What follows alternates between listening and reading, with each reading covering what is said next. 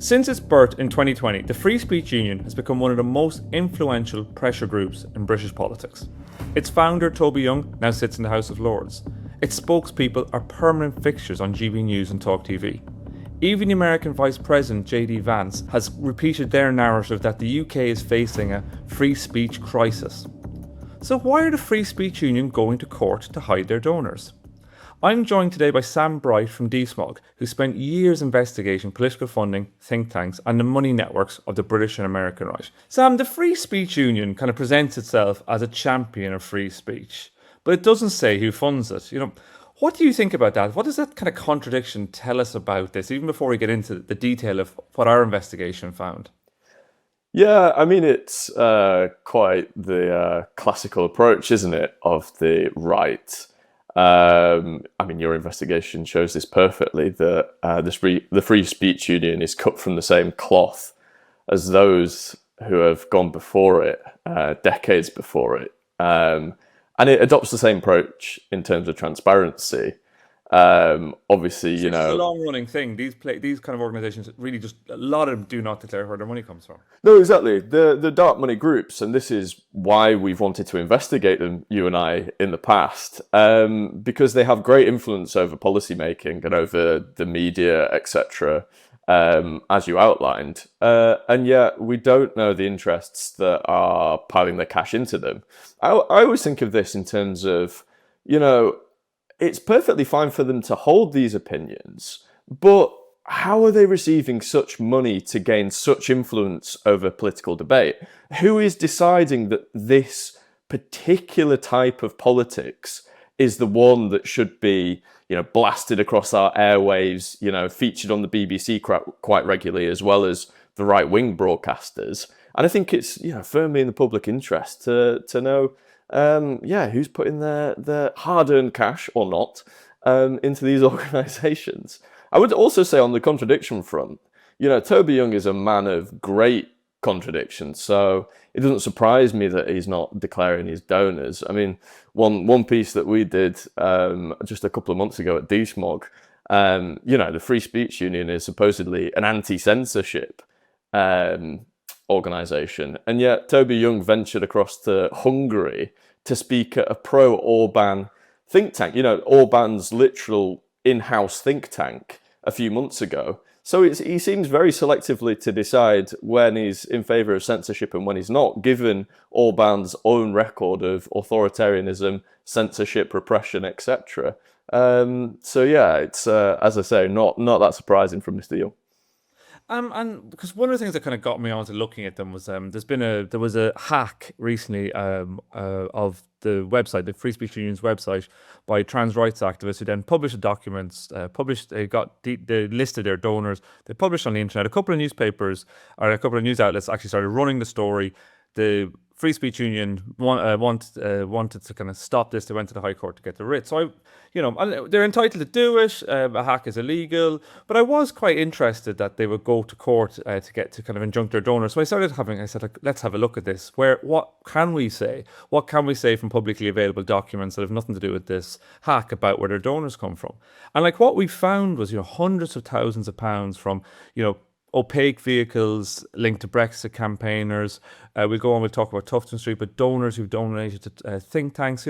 What kind of stood out for you from that funding? Like how, for me, what was almost stood out for me at least was these were kind of quite familiar names of people like you and I, Matthew Elliott from the Leave campaign, John Moynihan. Like, in some ways, like these are people that have actually got a lot of history in this. Yeah, exactly the same. I mean, the one thing that always jumps out to me from these investigations is, do they not have anything better to do with their money than to fund, radical right-wing Thatcherite think tanks, or at least that's what they brand themselves as, and groups like Toby Young's that are essentially chasing culture war ghosts? They've just got so much money that they can't think of anything else or better to do with it.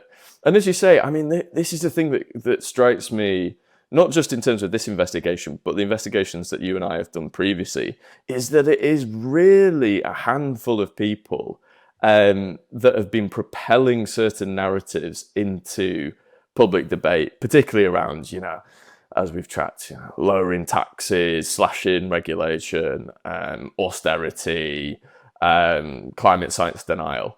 And these people have disproportionate influence and access over our democratic debate. And yet it's a real shame that apart from a handful of brilliant journalists, it doesn't seem to get the coverage, or these individuals don't seem to get the coverage that they deserve. They're often names that a lot of people wouldn't really know about, and the sort of opaque members of the House of Lords. They've been conservatives for generations. A few of them are old school aristocrats. I mean, one name that continually crops up in our investigations is Nigel Vinson, who, he's literally, his family had servants when he was growing up, and he's heavily funded, the likes of the IEA, which is a Tufton Street group, and, he's got his hands in this pot as well.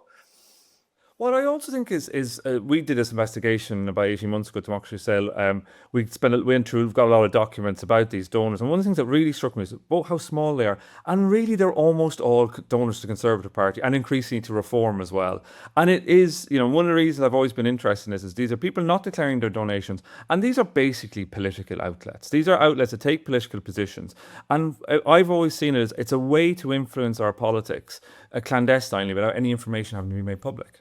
Great irony of a lot of these groups is that they have charitable status as well. I don't think the Free Speech Union does, but their donors do. So we could. The donors do. It's hard to see where. So we looked at the Injustice Foundation, which is Matthew Elliott from Vote Leave and John Moynihan, who's also from Vote Leave. They're giving money to the Free Speech Union. Where their money comes from, we can't see that. So that is part of it. And we went to ask them for a right reply. We never heard anything back. As I'm sure you're familiar with this too. Our questions often go unanswered. But exactly, those charitable structures can be used to shield the donor transparency. Yeah, completely. And one of the criteria of being a charity is that you don't let political ideologies or support of a political party dominate your output. And yet a lot of these groups, as you say, are basically funded by Conservative Party donors. You have, again, the IEA as an example. They've just appointed a new leader, a new Director General or Secretary General, whatever they call it, David Frost, who for years has been a Conservative peer. Now he's given up the Conservative whip, but he's clearly embedded deeply in the Conservative Party. He's got links to the top of the party, and then you add to that the amount of Conservative donors that are piling their cash into the organisation, and you've got to think, how are these groups fulfilling their charitable function of not being political bodies when that's the case? I simply don't know how the Charity Commission can answer that question credibly and can maintain their charitable status. And so you mentioned the IEA, the Institute of Economic Affairs, which is one of the oldest, actually it's probably the oldest kind of right-wing think tank in the world, stretched back to 1955, but been very influential in British politics. You talk about Tufton Street, the IEA, quote-unquote, incubated Liz Truss. She's been best mates with the IEA for a very long time. When she went into government, she brought a lot of people from this kind of Tufton Street world. What do we mean, though, when we talk about Tufton Street? Like, what are we talking about here, Sam? Yeah, I mean, Tufton Street is a road, fundamentally, a street in Westminster. And it's sort of used as a shorthand to describe all the Thatcherite neoliberal think tanks of the ilk of the Institute of Economic Affairs that have really worked in partnership. They've orchestrated a certain form of politics over the past, you could say going back to the 1980s, really. And Tufton Street has housed a lot of these think tanks, not all of them, but we use that as sort of the way of describing a particular ideology that's renowned within these think tanks. You've got a whole host of them. You've got the IEA, you've got the Centre for Policy Studies, you've got a whole bunch of them that are very well funded and spew out the same message. As I say, one that's like anti-regulation, it's anti-tax, it's quite radical right-wing economics, and they fed that ideology into Liz Truss's mini budget that blew up the economy. But they still get a prominent platform in the media. They've come back for more and more bites at the political cherry, and they're hugely influential still in British politics. And I've been really interested. I think possibly like you, I felt like after Liz Truss, like I remember when I wrote Democracy for Sale, the book, there's a lot about Tufton Street in there. When I started researching this area about money and politics, I was like, wow, this is crazy. And I kind of felt like Liz Truss would be, okay, after that, it'd be the swan song. We won't see the IEA, we won't see them on Question Time, etc., etc. But actually, not only have we continue to see these groups still in the media a lot, still given a lot of prominence, but I was struck when I went to Reform's conference back in September that they're kind of getting close to reform too. They're very much. It feels like they're sitting. Robert Jenrick, as we speak, has just left the Tories in reform. Well, he wasn't given much a choice, ejected out of the Tories. But it feels like they're also sitting in this place between the Tories and reform. Yeah, they are. I think they're definitely hedging their bets politically. They're trying as best as possible to try and influence the Conservatives and reform equally. In the hope that one or both of them will enter office after the next election. And I think fundamentally they can do that, for one, because there is such a synergy in terms of the policies of reform and the Conservatives. You look on tax, you look on spending, on welfare, you look on climate change, and they're basically singing from the same hymn sheet. So it's making it quite easy for Tufton Street to play both sides. To be honest with you, I think that Farage is a bit more circumspect than the Tories are about welcoming Tufton Street into his ranks. But fundamentally, Reform's got to put together a policy platform in a few years that it deems to be credible with the British public.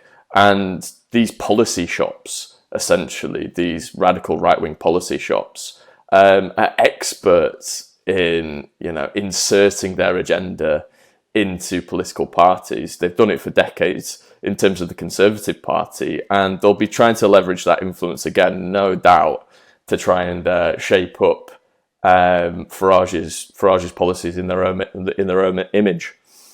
And we saw something like that happen really visually in the US with Project 2025 and the Heritage Foundation. This was basically the roadmap for the Trump second administration. And we know from listening to Danny Kruger from Reform has actually talked about the need to do something similar, Project 2025, or Project 2029, I think the Reform are calling it. But what I was struck as well with some of the work we've done before in the Free Speech Union, we investigated them last year myself with Max Colbert, and we found that they'd taken about $100,000 from a US anti-abortion lawyer called Zachary Kester. And I thought what I found fascinating with that was I went through the Free Speech Union's own now defunct US arm, and a lot of these think tanks have US arms too, but it does feel as if there's and Farage is very much in the US space too, there's increasing synergy, there's increasing looks towards the US, looks for not just for advice and for help, but also for money. Yeah, definitely. And I think we'll see this only grow as Farage tries to cement his policy agenda over the next few years. As you say, he is a man. He's an American politician more than a British one, really. I mean, I've commented a bit over the past few days through various outlets that it's bizarre when you think about Reform's party conference, how he walks out and does his big speech and he's got fireworks going off around him. It's quite un-British, I would say. It's not the sort of village politics that we're used to, but that's because he wants to replicate the sort of celebrity and the ceremony of American politics. He loves that. He loves that glitz and the glamour. And that feeds through to his policies as well in terms of who's influencing him. I mean, we've tracked quite extensively over the past 18 months or so the Heartland Institute, which is another pro-Trump think tank based in Chicago that helped to write Project 2025. Farage encouraged the Heartland Institute to set up a UK and Europe arm, which it then swiftly did a few months later. And appointed Lewis Perry, one of Farage's allies, who used to be a leader of UKIP like Farage, to lead the group. And they claim that they've advised reform on its net zero policies. The Heartland Institute is a climate denial group. It doesn't think that humans are meaningfully contributing to climate change or at all. And so he's essentially encouraged a Trump MAGA group to come over here and influence British politics. The Spectator as well has been reporting, and I take what the Spectator says with a pinch of salt, especially at the minute after it's been bought by Paul Marshall. But it seems to have pretty good access to reform, and it's been saying that Project 2025 authors have been shuttling across the Atlantic over the past few months to advise Farage on what policies he should take. So yeah, the links are well established in terms of Farage in the US, and yeah, I only see them growing over the next few years. I guess that brings us to the kind of question of what can we do about it? What can we do? What can we do to try and tackle this sort of opaque money? Can the US money, other types of money, can entering British politics? Yeah, I mean, I'm always cautiously optimistic, mainly cautious, because of the number of stories that, you and I and others have broken in recent years, and the amount of public fury there's been actually over them, and the relatively little change that's been brought about. But obviously there's the great opportunity at the minute with the elections bill that Labour has outlined, which essentially, on paper is designed to strengthen the instruments of our democracy, make it easier for people to be able to vote and potentially extend the franchise to votes at 16, and also clamp down on the worst aspects of, corporate and financial influence over our politics. And so I think that as Labour is shaping up that agenda, we've got to be in their ear, campaigners and journalists, to tell them how bad the system is and, what they might do to fix it. And I was struck actually after we did the Free Speech Union investigation. I was talking to an academic who was saying, if when we do papers, we have to say who funded our papers. When we send our papers to government, this is an academic who advises the government on anti-corruption work, and he was just like, this should also apply to other people who are influencing government. And I think there's definitely that sense, that this should be, we shouldn't. Like, if we allow kind of opaque money to influence government, we actually don't know who's influencing our democracy then. Yeah, absolutely. And I put in this context as well, the media. I mean, obviously the elections bill won't necessarily touch upon the media, but it's a crucial aspect of this story. I think in particular the fact that these opaquely funded groups, essentially funded by big money, they get a platform on the likes of the BBC, on mainstream broadcasters, not just, the more right-wing ones, to spout ideas that are actually not held by the British population at large. And yet there's no declaration from the BBC or other broadcasters about who funds them. And I think there should be more scrutiny, and there should be more skepticism on the part of broadcasters about who they allow to have a platform, and who's ultimately allowed to shape the nature of our democratic conversation. Because I think you pointed out a few years ago, Peter, that the IA claims that it had 5,000 media appearances during the course of a year. I don't know how many you have, Peter, but I can probably count them on two hands, the amount that I have. 5,000 is a staggering amount. No, it's incredible. It's like 20 a day. Yeah, it's absolutely bonkers, and we need to question, why are they being allowed a platform, and should we be calling the broadcasters out for not questioning who backs them? I think it's a really good place to end this, Sam. I very much agree. Thank you so much for joining us today. It's been great to chat to you. We're working on lots more investigations into money and politics here at Democracy for Sale. I'd advise you to subscribe. And Sam, do you want to tell us where we can find your work? You can find my work on DeSmog, dsmog.com/UK. And I also run a Substack, which is on the handle @WritesBright. So that's WRITES BRIGHT.